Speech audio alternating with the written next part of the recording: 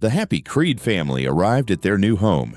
Getting out of the car, Ellie was overjoyed that they had finally made it and quickly hugged her father, Louis, then ran off cheerfully to ride the swing made from an old tire. The girl's mother, Rachel, stared intently at the house. Louis asked if she liked it, and she was delighted. Then Rachel began lifting their younger son Gage out of the car and set him down on the green grass beside the house. Ellie, swinging in the tree, noticed a path leading into the forest when suddenly the rope snapped and she fell to the ground. Mom and Dad rushed to their daughter's aid, completely forgetting about little Gage. While they were busy with Ellie, their son wandered close to the road where dangerous trucks sped past. Then Louis noticed his son, who had stepped out onto the road, and ran toward him. At the last second, the boy was saved by an elderly man named Judd Crandall. He said he lived on the other side of the road and warned them to be careful around it. Ellie and her mother asked Judd about the path leading into the forest. He replied that he would tell them about it later on a walk, once they had unpacked. A quiet night fell. Mom first checked on their son's room, then went to check on her daughter's room. She was fast asleep with her cat named Church. Louis went outside to look at that strange path leading into the forest, and then noticed his neighbor sitting on the porch. Walking up to the old man's house, he was invited inside for a bottle of beer.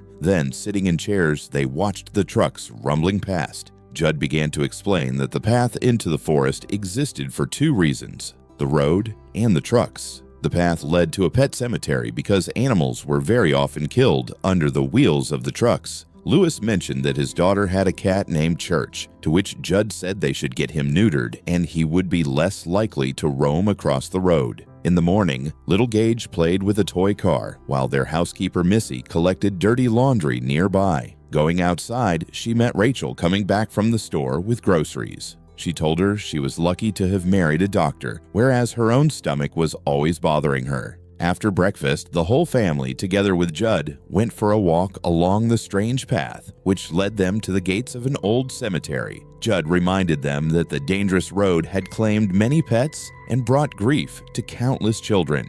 Rachel said it was a burial ground and children should not see this place, then decided to pick up little Gage. Ellie noticed a grave marked for a goldfish, and Judd said not all the animals here were killed by the road. He showed the girl the grave of his long-dead dog named Spot and then asked her if she knew what a cemetery was for. She said she did not. He told her it was a place where the dead could speak through their headstones. That evening, Ellie asked her father that if Church died, would he also be buried in the pet cemetery? In response, her father told her it was all in God's hands and that his time would come someday. This upset Ellie greatly, and she began to cry. In the morning, her father put the cat in a carrier to take him to the clinic to be neutered. Ellie asked whether everything would be all right after the operation. Louis promised her that her cat would be fine. He picked up the carrier and went outside to the car to drive to work at the university. During the day, something terrible happened. A student was struck by a large truck on the road.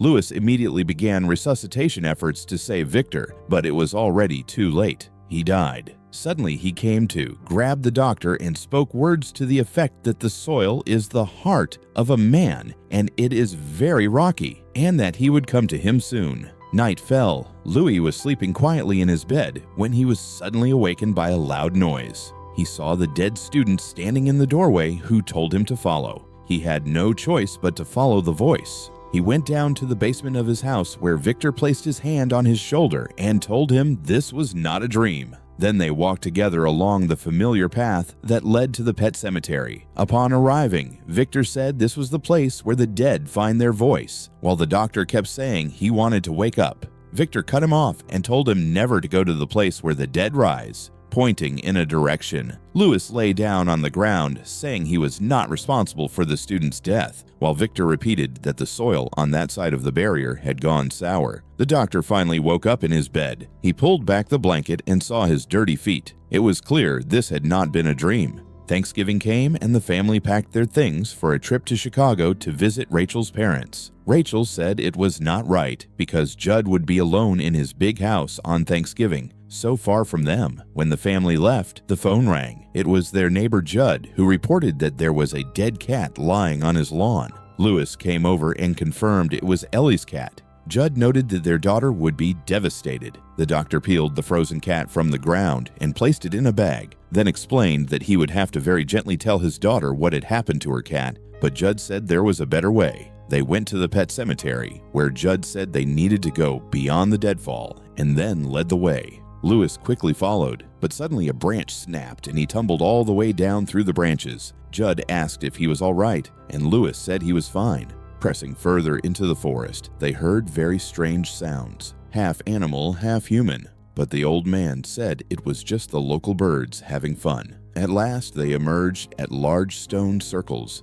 There, Judd told him these had been ancient Native American burial grounds, and that Louis himself must bury his cat here. Only late in the evening did he manage to bury the cat in that tainted earth. Returning home, Louis had barely missed a phone call when Judd called out to him. He told the doctor not to tell his family what they had done. He went on to explain to Louis that women could not keep secrets and had never been able to understand the heart of a man in which the soil is rocky. Later, Louis called Chicago to speak with his daughter. She asked if the cat was all right, to which he replied, "Of course, dear, everything is fine." The next day, Louis was raking fallen leaves from the lawn. Afterward, he headed lazily toward the garage, where the cat suddenly let out a cry and he fell to the floor in fright. Louis went out onto the porch with cat food and began calling the cat. Church immediately appeared and came to eat. The doctor picked him up. Unable to believe his eyes that he was holding the resurrected cat,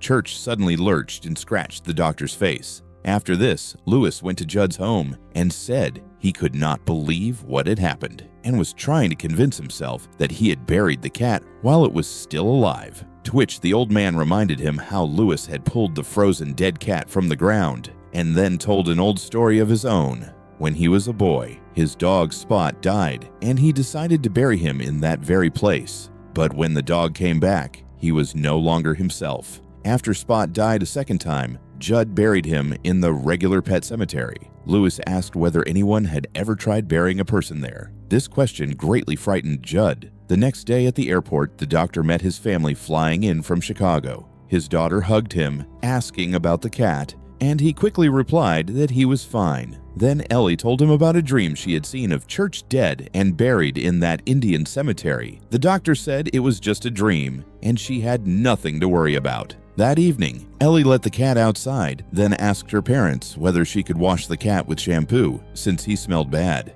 Dad said he would pay for Church's bath. That same evening, their housekeeper Missy sent a message and took her own life, as she had been diagnosed with cancer. A couple of days later, Louis, his daughter, and Judd attended Missy's funeral. There, the old man began to reflect on why he was getting old while young people were dying. Louis replied that it was all part of a higher plan. That evening in the living room, Ellie went up to her father and asked whether Missy was in heaven now. He replied that some people believe we are reborn again, while others believe we simply go out like candles in the wind. Later, Rachel came into the bedroom and said she had heard their conversation and it had made her feel terrible. She reminded Louis of the story from when she was an 8-year-old child. Her older sister Zelda had been ill with spinal meningitis. Rachel had been made to feed her. The whole family had wished for her death, not out of a desire to end her pain, but simply because they did not want to look at that monster any longer. Finally, she did die. Rachel had run out of the room crying that Zelda was dead. Zelda was dead. Louis held his sobbing wife tightly and said her parents should never have left her alone with the sick, dying, and possibly deranged older sister. Then he went to get her a sedative. The next day, they all gathered together for a picnic to fly a kite. Little Gage wanted to try too, and he did very well at it together with his father. Then Louis let his son try alone. The boy accidentally dropped the spool of string on the grass while Louis, laughing, was distracted by his shouting daughter. The wind carried the spool toward the road, and Gage went after it, heading straight toward the dangerous highway. They saw this and ran as fast as they could to save their son from the terrible danger. But Louis stumbled just before the road, and then the irreversible happened. Little Gage was gone from this world. That evening, after the tragedy, Louis sat at the table in front of photographs of his son. Judd came to him and said Rachel had finally fallen asleep. Then Ellie came to them, clutching a photograph to her chest. Judd asked to see it, and it was her together with her now-dead brother. She said she would carry the photo with her until God brought him back, then ran sobbing to the couch. On the day of the funeral, Rachel's father approached Lewis and began to blame him for his son's death, then struck him in the face. In the scuffle, they accidentally knocked over the stand, and the coffin fell directly to the floor. This greatly distressed everyone and even sent some into a rage. That evening, Lewis put Ellie to bed. She asked him whether God, if he truly wanted to, could fix everything and bring her brother back. Lewis answered yes, he could fix everything. Later, neighbor Judd came by. He said Lewis should not even think about burying his son in that old Indian cemetery. Then he began to tell a story that had happened in his childhood. There had been a local boy, Timmy Baderman, who was killed near the end of the Second World War. His father grieved so deeply that he decided to bury his son there without first learning the truth. And the truth is that people come back from death as different,